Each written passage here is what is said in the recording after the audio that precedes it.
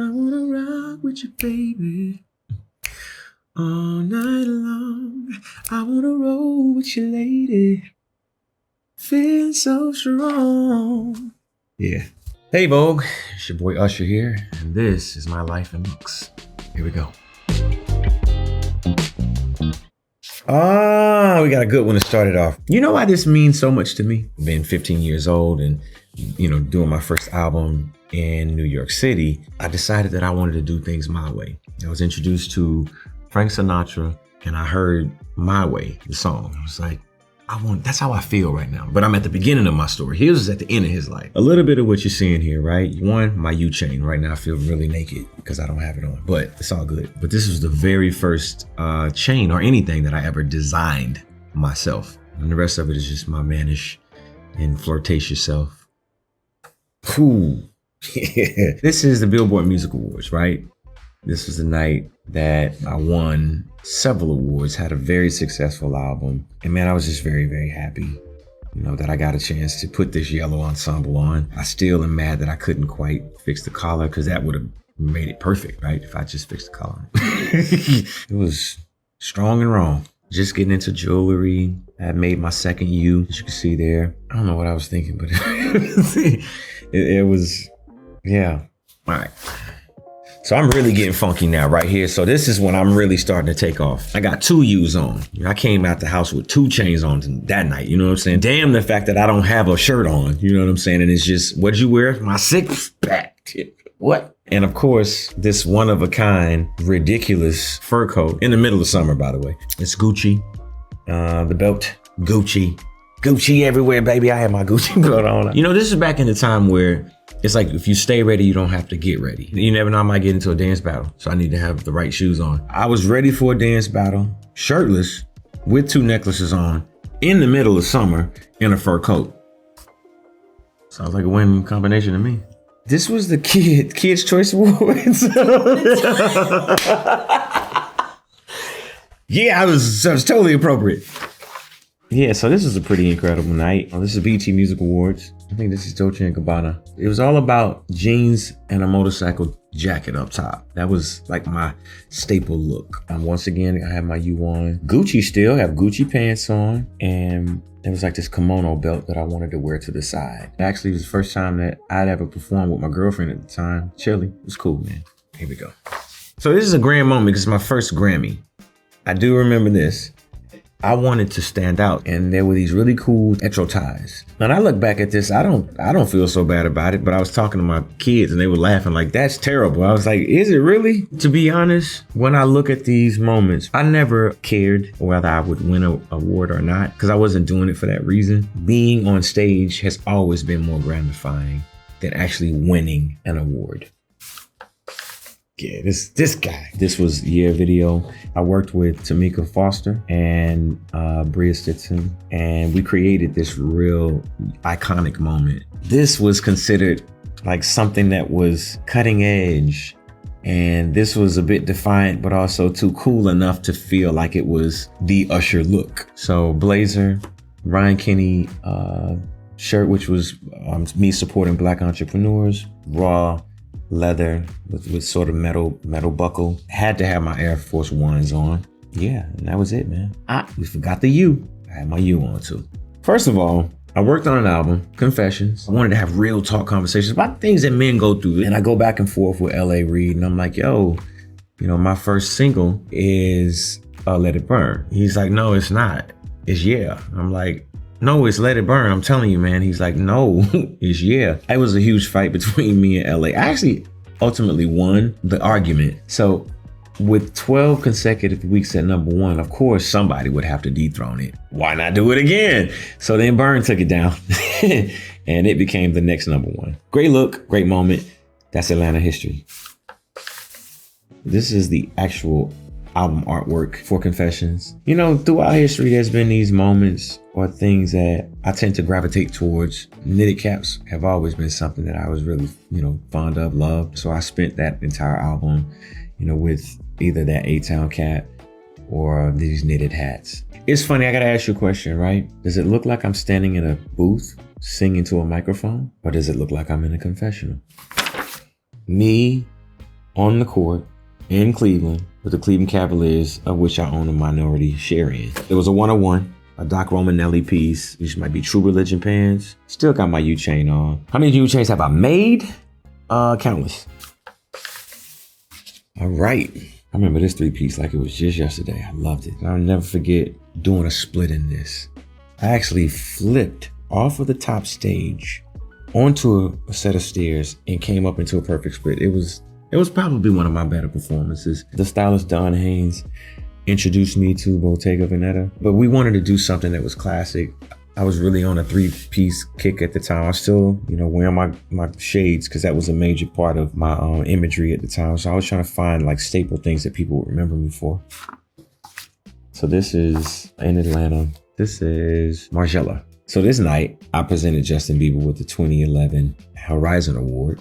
Having discovered Justin, of course, I wanted to make certain that I wore something that was, pretty nice, one of a kind. And I wanted to kind of not upstage anybody, but, I wanted to at least still have a little bit of pop. Oh, man. At the Grammys, this night and this entire ensemble was dedicated to Prince. It was me, FKA Twigs, and Sheila E. that night. It was a real celebration because our tailor, Arturo, he, for many years, dressed and created one-of-one designs with Prince. The jacket that we made was a print that he specifically made for Prince that he never got a chance to work on. But yeah, this was, if you just look at this, that high-waisted pant, I loved it. When you put together a moment like this where you're celebrating someone, it's a passion project. It's not really about the execution or perfection. This moment was really a celebration. I wish we had more time. I would have figured out a way to have gotten to do a record with Prince. He's the one person that I always wanted to work with that I never got a chance to do a song with. And the journey continues. February 2020. This is right before the pandemic hit. And I remember wanting to do something that I felt was very strong. Olivier, he gave me this amazing kimono style, blazer. And these pants that I thought were really, really cool. This ensemble I thought was really powerful, really strong, and very strong to be at an all-women show. So this is the opening residency at the Coliseum in Las Vegas. Olivier Balmain and me did something that I thought was really incredible. Olivier, I really appreciate you. Thank you for making this incredible sapphire, one-of-a-kind, heavy-ass jacket. You notice my hair. It was kind of going back. I was just living free and just having fun. This moment would then lead, to me having a successful residency and then making it over to the Super Bowl. But this was the beginning. A very, very promising 2 years of an amazing experience. But it all started right here. September 2023, Marni. And afterwards, no one else will ever see it again. We burnt it. This is it. It's done. Funniest thing about it is they called me and Huncho, Quavo, the Avengers, right? Like, it was crazy. This is a real fashion moment right here, right? You have absolutely gotta have Mel Gibson's type balls, right, to pull this off. It was cold in there. I can tell you, I could feel it. I could feel the draft, but this was not actually a kilt. People thought it was. They're actually shorts. Yeah, this was just that moment. You know what it was for me looking at this? It was the wrong face.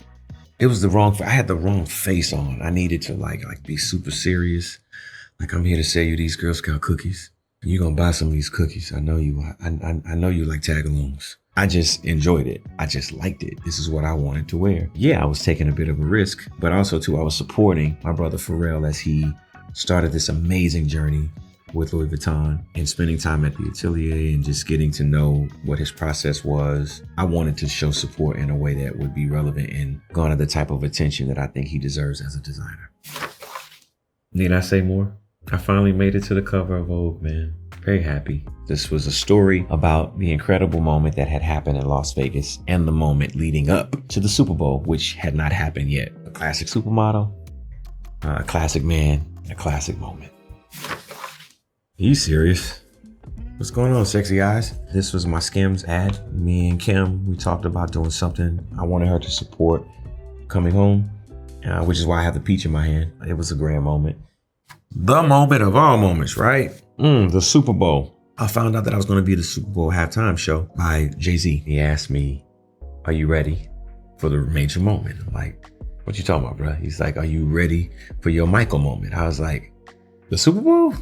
Hell yeah. What was really cool about this moment, I never get a chance to tell people this, right? So me and Jeremy Haynes, my stylist, we designed the entire collective of skating culture in this moment. I got a chance to offer something to the world. We lost Virgil, and being able to work with Off-White, it was me being able to have a little bit of him and his creation and his house with me. And we came up with an incredible moment that was really the crescendo of a lot of hard work in Las Vegas playing the Super Bowl. I literally had to like slither my body into it within less than 15 seconds. And I got on stage in time. Being able to skate in this outfit, being able to have comfortability and flexibility in the garment is majorly important. If you go back and you do a real forensics of all of the things that I did, there are tributes everywhere. I wanted to have these athletic gloves. You know, Mike always just does or just did like a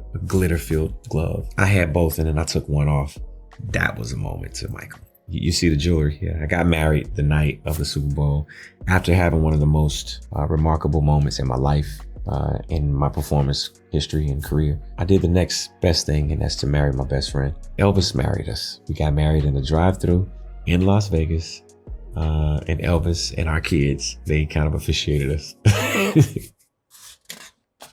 I think this year was probably the year of the white suit for me, going all the way back to the Vanity Fair party. This amazing ensemble, Valentino, was really, really great. Once again, chest out. I really enjoyed that night. All right, here we go. So the dress code was the Garden of Time. And I started thinking about this idea. The fact that everybody would come as like fairies and some people would come with flowers and all these things. And I was like, you know what? I'm gonna take the villain role. You know, Alexander McQueen, always a designer that I love wearing. As you know, I wear tons of Alexander McQueen suits. This is a one-on-one cape. I wanted, you know, to have a little drama. And I did these laminated roses. I really wanted you to get the fact that I was playing the villain that night. When I look back at the history of BET and the fact that I was there for the very first award ceremony, I stood front row and watched James Brown be presented his Lifetime Achievement Award by Michael Jackson. To have that same feeling and now be on the stage, I have a lot to be thankful for. Forever is now. Live in love. Usher. This has been my life in looks. It has been an amazing time to do this. I look to do more. See you next time.